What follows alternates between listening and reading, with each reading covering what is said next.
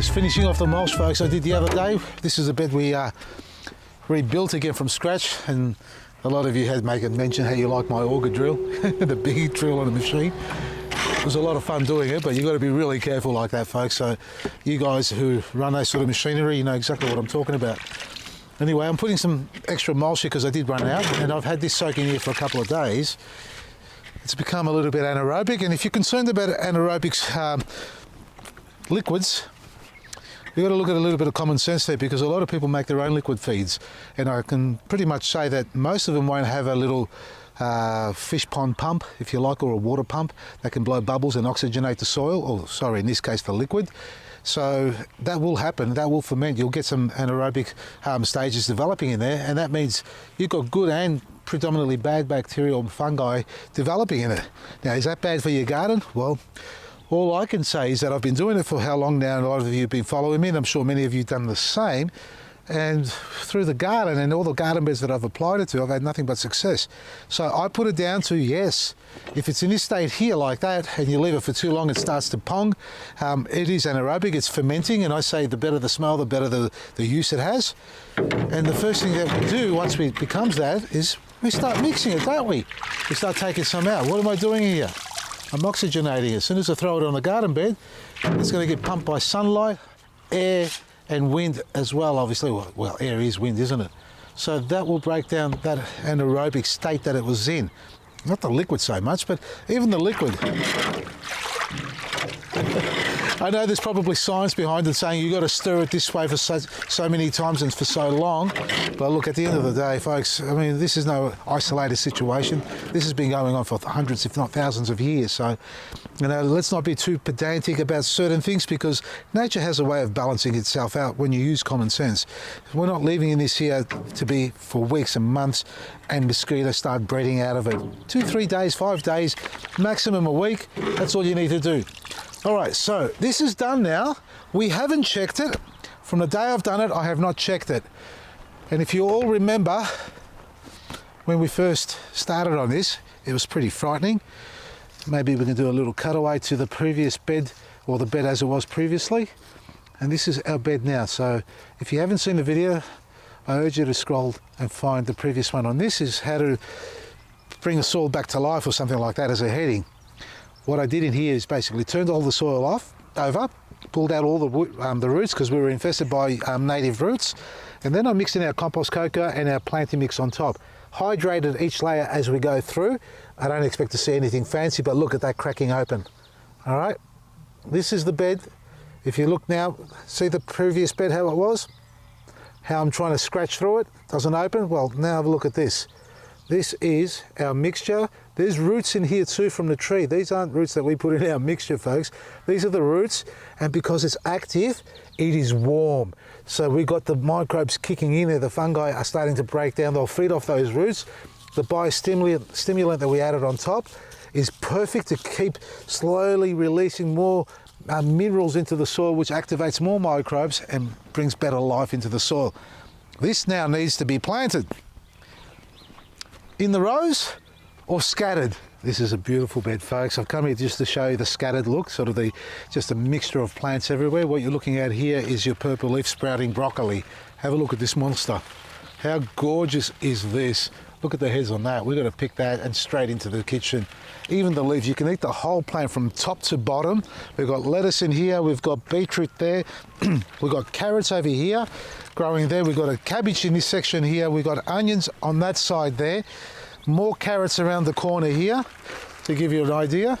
They're forming beautifully, and have a look at the head down there. Look at that little beauty, eh? Now, is it going straight down? Oh, yeah, my finger went straight in, eh? I'm sure that carrot's grown nice and straight. This is a mixed bag of goodies, folks. We've got a little bit of everything scattered everywhere. And you need to pick and continuously pick and harvest old leaves, or get, you know, the ones that might be slightly damaged. And we've got very little damage. This is in complete darkness here. Now, what we do have a look at this. Now, this is where it can go wrong for you. So we've got a little plant in here. This went in at the same time as these ones here. Where is it? Come around this side, just to give you an idea what I'm talking about. There you go. Look at that, and look at that.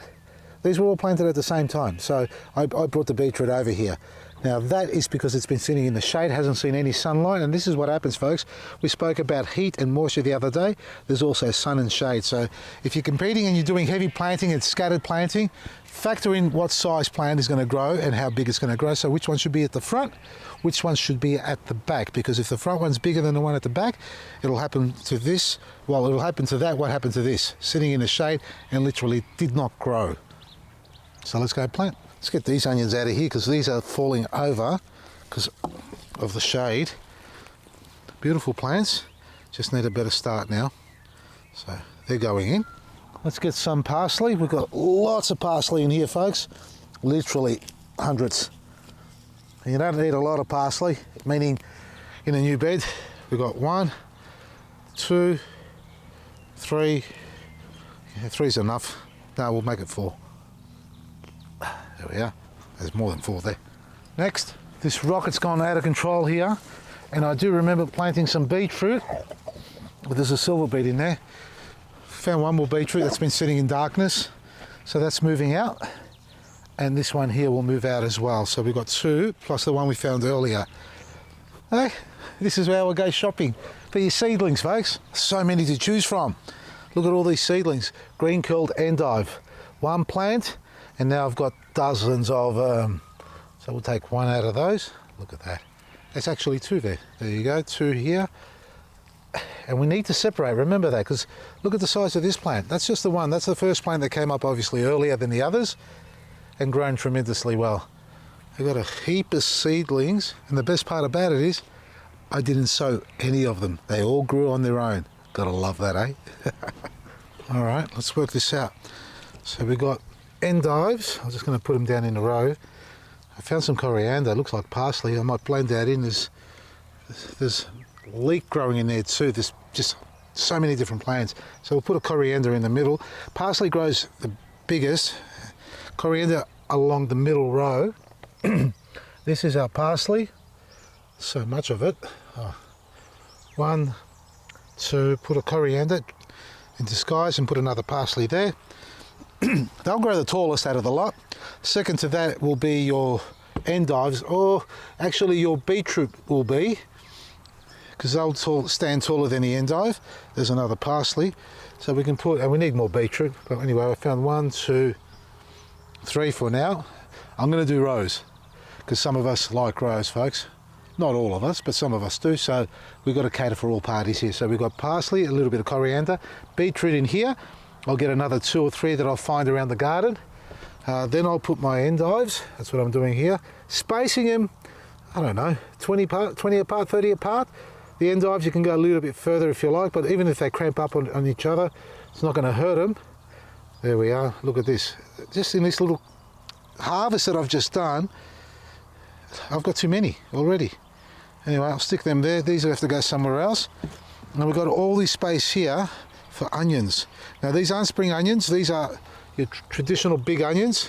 There's reds and browns in here mixed in, because I had a couple of varieties growing together, and when they seeded I just sort of grabbed the seed head or the flower head and tossed it around different garden beds just to create, you know, a variety of it everywhere and having it germinate. There you go, that's that. And these and those will go somewhere else. So we'll put these aside for now and let's start planting. I'm just going to use my fingers and you can use any tools you like to help push a hole in, folks, but make sure you get them in nice and clean and press it down lightly, not too firmly. Now, these seedlings, folks, look at this, look at the taproot on this parsley. Honestly, you know, I've probably ripped off a lot of the fine fibrous hairs that were growing along there, but look, for the small size that it is, that is super, super hard. It's a strong little plant. You can see the baby one next to it. These self-germinate. I've got to get this straight down into the ground like that, folks. I don't want to fold it over, so I'm going to go like this, open it up, slide it down. It's a little bit big, the hole, I think, but we'll get it in there like that, and then push around it to compact it back into the center. So it's got that depth to get those minerals down deep below it, because as the water flushes it down, that's got the root to go and grab it and bring it back up. These have germinated, as I told you earlier, in my garden on their own. I keep talking about self-germinated seedlings, these little volunteers, how much better and stronger and resilient and productive they are against the ones you buy at the garden centre. Now, that's not me to deter you from shopping at your local garden centre and things like that, because not everybody has seedlings growing yet in their garden, folks. You've got to start somewhere. Start with a packet of seeds if you like, or you just start with some seedlings if you can't wait for the seeds to germinate. But as the weather warms up and we're going through that, seeds will germinate a lot quicker this time of year than they do in the cooler parts of the year. So you can go with the seeds if you like, if you need a lot of varieties, or buy a few punters from your local garden centre. Try and stick to the heirloom varieties. The hybrids are good. The problem with them is sometimes, this side, Vasily, sometimes the hybrid combination that they do, because they get different plants and mix them together, sometimes they put a bit of pig skin in there and DNA and things like that, you know what I mean? Could be a bit of cow in there too, who knows? That's me just having fun, talking rubbish, right? It could be, can't be, I don't know. I'm not qualified to make a judgment on that. All I'm qualified to do is tell you that I love growing my own seedlings, and self-germinated is the way I go. If you can't do that, well, buy some seeds and start there.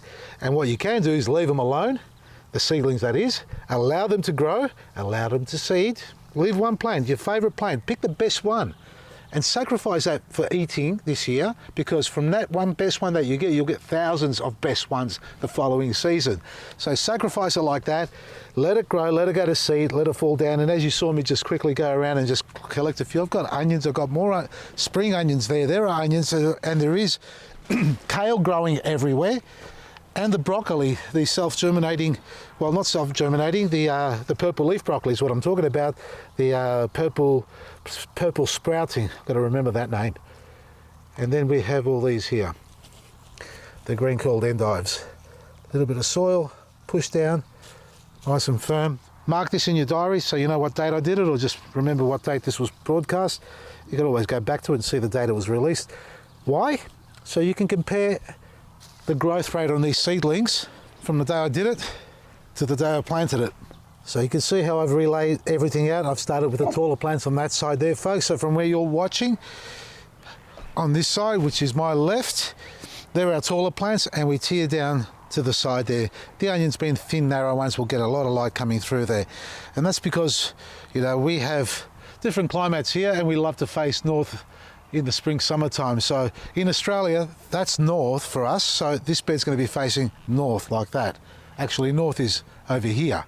So we're going to turn this bed around so that the north side is on this side and everything else grows up like that. So the parsley will get up to this height, the beetroots are there, the endives over here, and the onions will be a little bit taller, which we could have put between the endives and swapped them over if we like, but they're fine. They're a nice little border. They're going to have a lot of space in between them, and we'll be able to get lots of sunlight. And at the end of the day, it's the heat in the soil as well, because these aren't sitting in the shade, folks. These will be getting sunlight regardless. And if I had a couple of tomato plants, I could have stuck one in here as well, which I can when they come into season, and the soil's not bad actually. I reckon it's holding its temperature. I can get a tomato plant in the middle here or two if I like. As they start to grow, we've got plenty of space and plenty of root space to grow there. So folks, whether you like growing scattered as an edible garden, I've got no flowers in here, but these will flower for me. Whether you like it scattered or in rows like this, because there's orderly and manner and it's all good for your way of thinking, there's absolutely nothing wrong with this. Now, we're not talking about diseases. We're not going to get any diseases on these plants. We're not even going to get attacked by insects. Maybe a snail here, caterpillar, the larger form ones in the early stages, but that's fine. Well, the worst of this will be the snails, early days, and caterpillars if they come along, and the birds, obviously, because they've already started digging the corners early, as you saw. So I've got 2 more beetroot to put in here. I'll get them done, and I'll be bloody happy. So plant them out. To finish that sentence off, just get my train of thought back. Rows or scattered, we're still within a square metre here, and there's no optimal size to say how many plants you need to have or varieties within a square metre. Craig, my mate, practices 4, 5 approximately, different species. I practice pretty much the same, but I have multiple plants, and I do personally like them in rows because they still can communicate and share the love above and below the ground, folks. So start planting, grow your seedlings and harvest the seeds as well. And if you love what we've done here, I'm not sure if there will be any left online as we're talking about it because it was released last night. We've got our spring, get ready for this, our spring fat pack it's called, which is basically everything you need to start up your garden. It includes 6 triple packs, a black grit 18 kilos, 6 kilos superfood, liquid pack 1 litre, siphon inject, colloidal silver 1 litre, couple of bales of pea straw. It's over $570 worth. They're flogging them off for $385. Only 20 packs released, if there's still 20 packs available, and that's approximately 2 packs per outlet. Devon Park hasn't got it because they're too far for us to ship it up quick enough, but eventually they'll get a couple of packs so they can catch up with us. But all the other stores, they've got them available or whatever's left. Vasili'sGarden.com. Get into your garden, enjoy some homegrown produce for you and your family. From me, Vasili, Maresi.